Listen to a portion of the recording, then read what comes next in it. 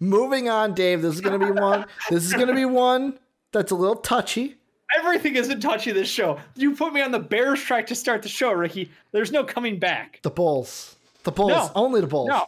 So if you say the scumbag's name, I will end my cam and I will just walk off the show. No, don't be like that. So I'm not saying taking Williams at 4. Here's my thought to this. That's not scumbag. Oh, no, I don't want fucking Kemba. Who the fuck wants Kemba? No, this is all. Also, fans apparently think we're idiots and would trade that. AK, I believe in you. You're not John Paxton or Gar Forman. Okay, swindled. But basically, the rumor is that the Bulls, and this comes from the Bulls website, of maybe they trade the 4th overall pick. I know overall the Bulls have been tight-lipped. Nobody knows what the Bulls are going to do. I fucking love it. Fucking love it. Don't let me know what you're going to do. Don't let anyone know what you're going to do. And there have been teams that have said they would love to be in the Bulls' position. Basically, let everyone above us fuck up, and then we decide what to do. But there is rumors circulating about maybe the Bulls trade, because we don't know. Like, the T-Wolves say they could take Edwards at first, but there are people out there that are going, yeah, but LaMelo's the best prospect, and Denny Abdia is actually the best fit for that team. Like, there are people out there saying that Edwards would not be the best pick for that team. I don't know if I'm on board for the Bulls trading the pick, Dave, but the thing I thought of today is with the rumors of, are the Bulls high on Patrick Williams, and will the Bulls take him at 4? Is this more of a thing of, if the Bulls are interested in Patrick Williams, which to me, if they're interested in Williams, I think there's some intel out there that Denny's going in the top 3. That's what I think. I think the Bulls like Denny. Maybe that's just us thinking, AK, international. But again, if Denny goes top 3, you're telling me the LaMelo Ball might be available at 4. Maybe the Bulls don't like LaMelo. What if the Bulls don't like him? You and me kind of went through that circle of there's 4 players in the top 4. Or are there? If Denny's not there for the Bulls, that should mean Wiseman, LaMelo, or Edwards is there.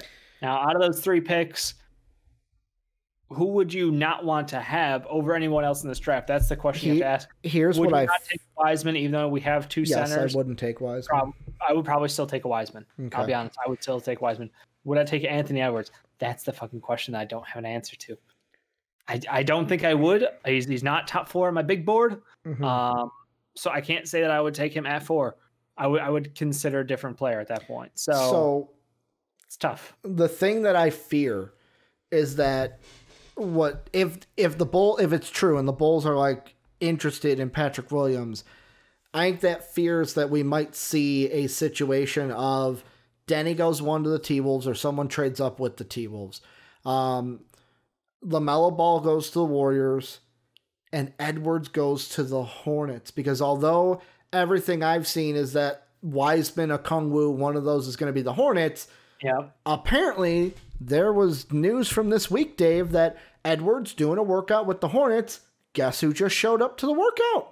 Michael Jordan. Michael Jordan just showed up. Shocked. And that's the only time he's done that this year.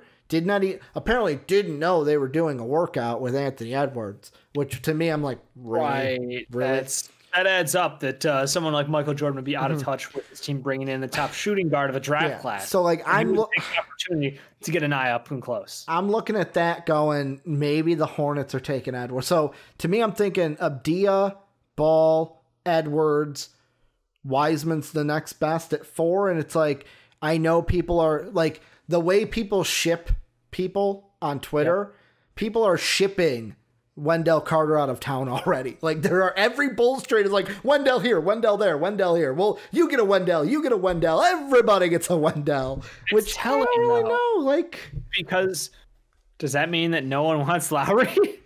Or does that mean that I just think it's Bulls Wendell for some reason? I think it's Bulls fans being Bulls fans. Really? If you I think Bulls fans are telling us, if you have the choice, and we're Bulls fans, if you have the choice, they want Lowry over Wendell. That's what they're telling. And with me, I think AK is looking at this roster. When people we had the conversation, who's untouchable? And there's a part of me that wants to say, nobody's untouchable. I think this is the same situation as the Kings. None of these players are AKs. So like, yeah, I said Kobe White, and like I love our commenters, but there was a commenter on YouTube who was like, "You guys don't look like you play basketball." I understand why you guys thought that only he was off limits. Yeah, because only people that play basketball can talk about basketball. 100% agree. 100% I mean, do you think Windhorse fucking played basketball? Like, he might have, but like, do you think Windhorse is still yamming it up at the Y? Doesn't look no like comment. it. No comment. Windhorst, I love you. Looks like someone said he looks like Peter Griffin, which made me laugh on fucking Twitter. They're like, love Windhorst, but we're not gonna lie, he does look like Peter Griffin, right? Yeah. But I mean, for me, I feel like the Bulls. If you're sitting there, if Williams is there, why not try to get a trade? Like I thought today while doing like a mock Dave of if Denny's not there for the Bulls, if Denny or Ball are not there for the Bulls at 4. Yeah, do we trade back? Would you not take a trade from the Celtics and take 3 picks over 1? If they were like, here's all of our first round picks to get Onyeka or Williams at 1, would you not do that? Would you not do another trade of like this team's like, hey, I got multiple firsts here? I think I would do that rather than taking like one guy at number 4. The problem is that, again, if your big board says it's Avdia or LaMelo 1, 2, either order, and then maybe Halliburton at 3, Patrick Williams at 4, Hayes at 5, kind of a deal. Yeah. Like trading all the way back to 14 as your first pick. It depends on who you got left on that big board, because that's a long way back now. That's a big jump. And I understand 3 picks for a team that is as bad as the Bulls could be. Yeah. Is a lot. But also, you got to look at the side of, if we all play together with a head coach, we could be fighting for the 8th spot in the East. Do you want that, though? I don't want that. I don't want that just because of what we could see now. Like, there's a part of me that's like, I want the Bulls to suck this year because I want one of those high picks in next year's class. Now, maybe that's a rose-tinted glasses. I want Jonathan Kuminga, you know. But, like, we don't even know how deep. Next year's class could be good deep.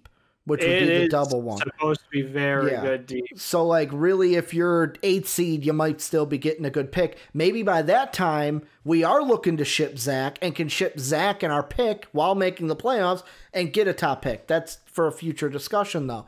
I don't want people... The comment section, just with that alone, will be like, you're shipping Zach?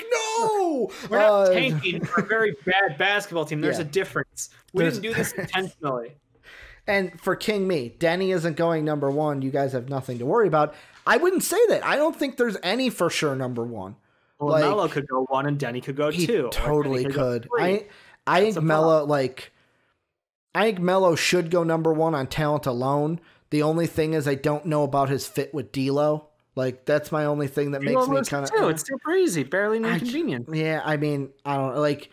I could move on see from Malik Beasley, obviously. I could see where the T-Wolves are in trouble here because the top 2 prospects on my board, one, I don't like the fit with D'Lo. The other, I don't like the fit with Cat. That's the problem they're in with me. Where Denny, I feel like there's a lot of... Will they Denny make this? Fits. Will they make this pick? No, but he fits. Yes, is there things he needs to work on? Yes, he fits. Dude, ESPN was pumping the 2013 draft all over again. Like, is this the Anthony Bennett draft all over again? When Cleveland didn't know, Cleveland was literally on the clock, and there were 3 minutes left, and someone called up asking about trade, and they're like, "Well, who would you guys be picking? Like, if you didn't trade back?" And he's like, "I don't know. Like, we're still talking about it. Like, well, you're on. That's you have 3 minutes left on the clock right now." And the guy literally said, "I don't know." Like, what? I've been saying this since the beginning, Dave. I could see that all over again, especially with like. The following that Anthony Edwards has confuses me. We're all overthinking this, and like they're gonna be like the Cleveland Cavs of yesteryear and take someone who no one thought was a top 3 pick or a top 4 pick. They could take. Do they take Patrick Williams at 1? Do they hear? No, no. Listen, I'm not saying this is complete speculation. Yeah. The Bulls want him at 4. Oh yeah, but we want Patrick Williams. We're looking to trade up with the Hawks. Fuck it, just take him at 1. Could they panic and do that? Like you said, honestly, take someone who's not there. Honestly, it'll be hilarious. But yeah, I'm at that point where I'm like, I wonder. I wouldn't hate it, but I would hate it at 1. There's a difference there. There's no consensus 1 overall. Nobody outside of Cleveland apparently thought that Anthony Bennett would be the number 1 overall, but their internal scouting team said, this is our guy. So I wonder if the same could happen again. Yeah. Could they run it back and be like, hey, we really love Onyeka Okongwu.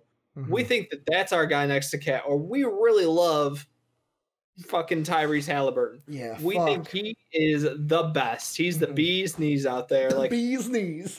Is that something that could happen in this draft? The cat's pajamas, Dave. Cat's piano? The cat's piano, too. Like, there are a lot of great questions and no answers right now. Actually, I love this time of year, you know? The other trade, fuck. Yeah.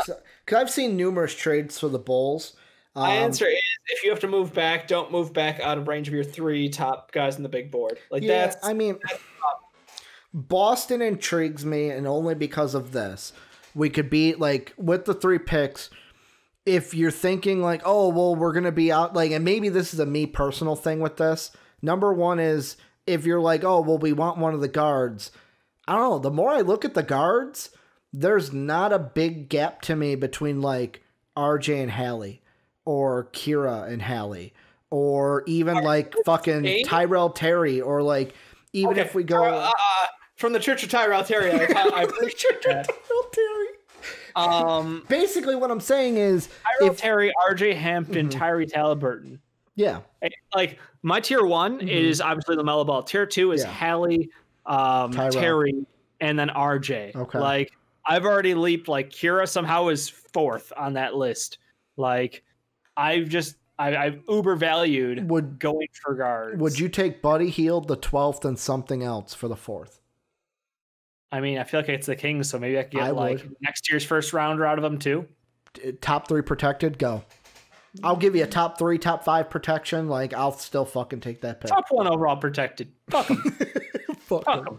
But I know they have new front office and whatever, but I would still try to swindle. Yeah, we don't need Buddy Hield. We don't. That's the problem. We don't. I'd get a Hield Bulls jersey. I would have to. We would flip Buddy Hield to the Magic. Good point. Well, and we would take the Magic's Aaron Gordon and Markelle Fultz, because I'm an asshole and I want Markelle Fultz in my team. They could come all the way up and take, that'd be 12. The Magic be at 12 and 15. Then they could package those 2 up and go get a Kira Lewis Jr. or some shit like that. It would be a piece towards another piece kind of thing if we got Buddy.